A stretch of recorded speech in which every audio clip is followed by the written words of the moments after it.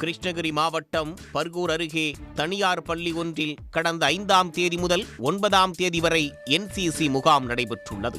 இதில் அந்த பள்ளியைச் சேர்ந்த 17 மாணவிகள் கலந்து கொண்டுள்ளனர். இந்த முகாமை NCC பயிற்சியாளரும் நாம் தமிழர் கட்சியின் கிருஷ்ணகிரி கிழக்கு மாவட்ட இளைஞர் பாசறை மாவட்ட செயலாளருமான சிவராமன் என்பவர் நடத்தியுள்ளார். அப்போது NCC முகாமில் பங்கேற்ற 12 வயது கொண்ட 8ஆம் வகுப்பு படிக்கும் மாணவி ஒருவரை சிவராமன் பாலியல் வன்கொடுமை செய்ததாக கூறப்படுகிறது.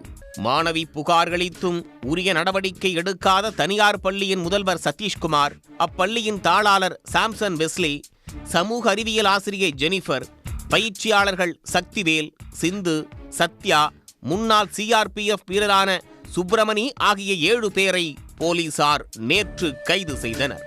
நீதிமன்றத்தில் ஆஜர் செய்து 7 பேரையும் சேலம் மத்திய சிறையில் அடைத்தனர். 8ஆம் வகுப்பு மாணவியை பாலியல் வன்கொடுமை செய்த வழக்கில் சிவராமன் சிக்கிய நிலையில் அவர் நாம் தமிழர் கட்சியிலிருந்து நீக்கம் செய்யப்பட்டார். குற்றவாளியை பிடிக்க 4 தனிப்படைகள் அமைக்கப்பட்டு தீவிரமாக தேடி வந்த நிலையில் கோவையில் சிவராமன் பதுங்கியிருப்பதை போலீசார் அறிந்து நள்ளிரவில் அவரை சுற்றி வளைத்துள்ளனர். மேலும் இந்த வழக்கில் சுதாகர் என்ற மற்றொரு பயிற்சியாளரை போலீசார் தேடி வரக்கூடிய நிலையில் காலை கோமதி என்ற ஆசிரியை கைது செய்யப்பட்டுள்ளார்.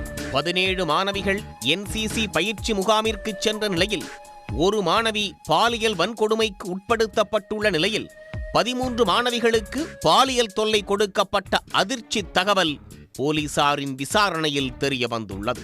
பல்வேறு தனியார் பள்ளிகளில் நாம் தமிழர் கட்சியிலிருந்து நீக்கப்பட்ட சிவராமன் NCC பயிற்சியாளராக பணியாற்றி வந்ததால் அந்த பள்ளிகளிலும் இதுபோல் மாணவிகளுக்கு பாலியல் தொல்லை கொடுத்துள்ளாரா என போலீசார் தீவிர விசாரணை மேற்கொண்டு வருகின்றனர். இச்சம்பவம் தொடர்பாக தனியார் பள்ளிகளின் மாவட்ட கல்வி அலுவலர் அமராவதி விசாரணை மேற்கொண்டு வருகிறார்.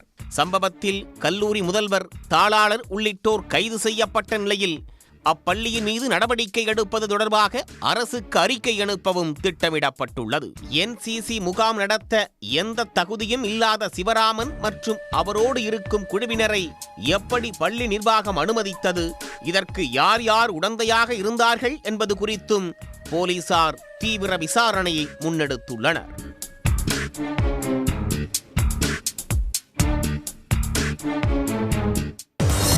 உள்ளூர் செய்திகள் முதல் உலக செய்திகள் வரை உங்களை சுற்றி நடக்கும் எல்லா செய்திகளையும் நொடிக்கு நொடி அறிந்து கொள்ள சன் நியூஸ் வாட்ஸ்அப் சேனலை ஃபாலோ செய்யுங்கள்.